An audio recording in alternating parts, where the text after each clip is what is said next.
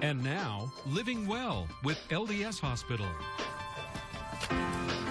Welcome back, everybody. Okay, so April is Sexual Assault Awareness Month, and I don't know how many of you knew this, but 1 in 3 women in Utah will be sexually assaulted in their lifetime. Lupe Cruz is here from LDS Hospital. Though I don't like even here in that. Utah. That's not anywhere else. It's here at home. It is here at home, and we have a higher than the national average. Our percentage every year since 2000 has been higher. Yeah, crazy. Unfortunately. I hate that so much. So tell us, what are people doing to bring more awareness to this?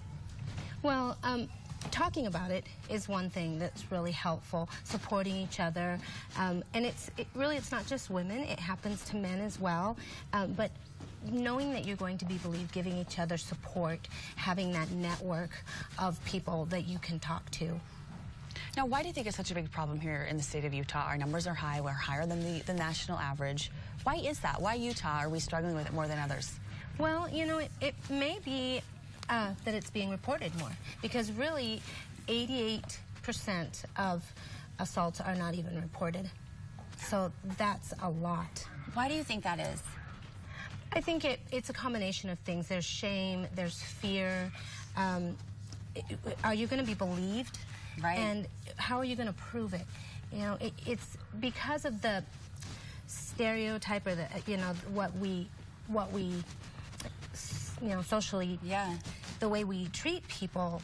It's really difficult to come out and say, hey, this happened to me. This is something that I want people to believe. How do you do that? Yeah. How do you do that when we don't have the connection and the empowerment that we would like to give to women? It's scary. It's scary. So is there a place to go? There is, and you know, that's a good thing to know and have kind of in the back of your head is the numbers. There is the Rape Recovery Center, that there's a crisis hotline that you can call at any time. Know that if this happens to you, you can go to any of the emergency rooms in the Valley. They are not going to just put you with whoever. They have Salt Lake sexual assault nurse examiners that are especially trained for this type of examination. And it takes some time. I did that for a while before I was doing what I'm doing now. And it's a really hard job, but it's also very rewarding to know that you're there for those women that need you.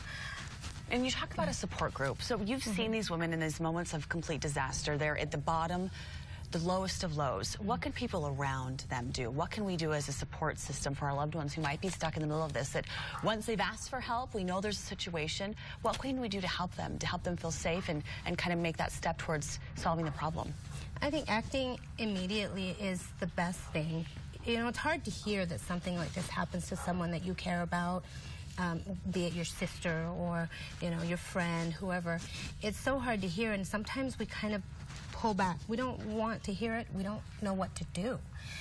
But providing that support, knowing your resources, being there for that person to call or even text at any time when they're having that breakdown, because this is not something you get over right away. It is a lifetime.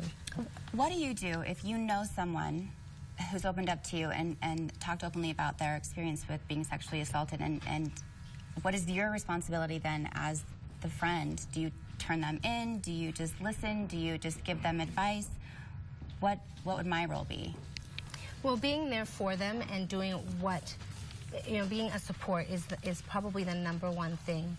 Sometimes, unfortunately, the victim is not ready to go to law enforcement. So you should respect that and right, and you can encourage it, and you can keep letting them know it is not their fault.